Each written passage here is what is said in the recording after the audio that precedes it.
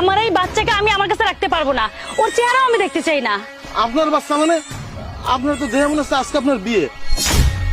তুমি চিন্তা করো না, এই সন্তান আজ থেকে আমার কাছেই থাকবে, আমার পরিচয় বড় হবে।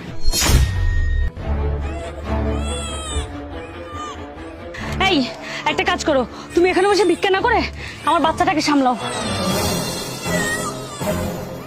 আরে আপা, আপনি কি করতেছেন? এই ছোট বাচ্চা আমার কোলে দিচ্ছেন কেন?